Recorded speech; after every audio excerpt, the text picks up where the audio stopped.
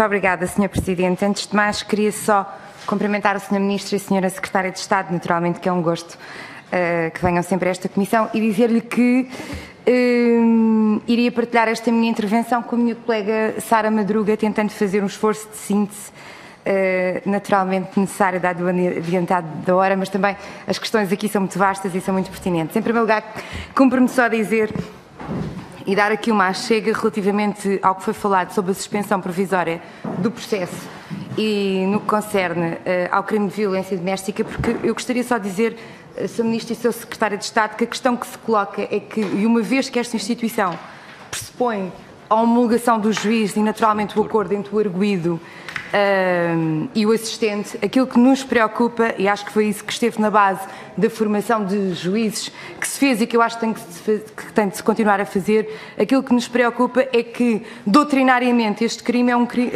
este instituto é um instituto que é aplicado a crimes de reduzida dimensão, digamos assim, e é isso que nos preocupa, é que o crime de violência doméstica ser considerado um crime de reduzida dimensão ou de reduzida importância, o que não é o caso.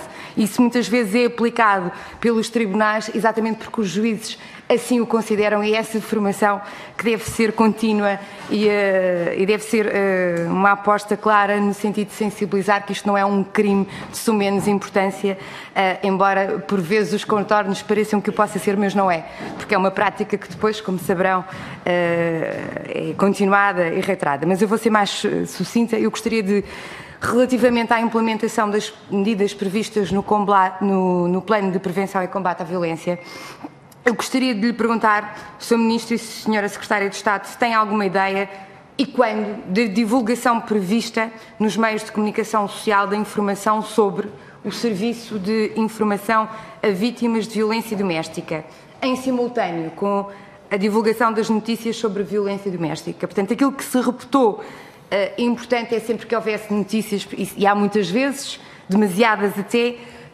notícias na comunicação social e nos órgãos de comunicação social de crimes de violência doméstica, naturalmente serem acompanhados sempre do apoio institucional existente. Isso era uma medida, era a medida 15 que está prevista no plano, e nós sabemos que isto é uma medida que implica muito, ou seja, não é por mero efeito de vontade do Governo, sabemos que requer uma concertação com os órgãos de comunicação social, mas também consideramos fundamental esta simultaneidade das notícias, e é extremamente importante que sejam sensibilizados os órgãos de comunicação social, e isso o Governo poderá fazer bem para esta questão.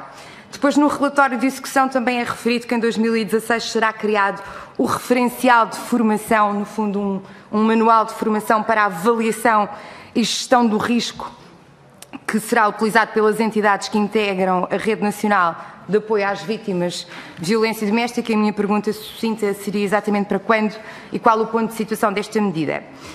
E depois, à semelhança desta medida, também está prevista a criação de um documento referencial e sistematizador, digamos assim, que define os requisitos mínimos das casas de abrigo e de todas as estruturas que integram a Rede Nacional de Apoio a Vítimas de Violência Doméstica. E julgo que no relatório do plano de execução dir-se-ia que a sua conclusão estaria prevista para o primeiro semestre de 2016, uma vez que estamos em maio. Para quando é que, estamos no final de maio até, portanto, para quando é que esse documento estaria disponível? E depois, também sendo muito sucinta, no que toca à rede de municípios solidários, eu tinha aqui algumas questões que, entretanto, o Sr. Ministro e a Sra. Secretária de Estado me esclareceram das suas intervenções, mas gostaria só de dizer que, pronto, denota-se que, e conclui-se pela leitura do relatório de execução, que tem-se como prioridade os planos municipais para a igualdade na implementação de todos os planos nacionais. Constatamos que se conclui pela sua importância estratégica. E aquilo que eu lhe queria dizer é que a adesão, por exemplo, da rede de municípios solidários, existe por parte sempre dos municípios uma vontade de aderir, até para fazer discurso político, nós sabemos que isso acontece, mas isso só não chega, depois é necessário um devido acompanhamento e sensibilização para que cumpram todas as estruturas que estão no protocolo. E também retirámos da leitura que fizemos que os municípios que mais prontamente responderam são sempre aqueles que possuem um interlocutor direto nestas matérias.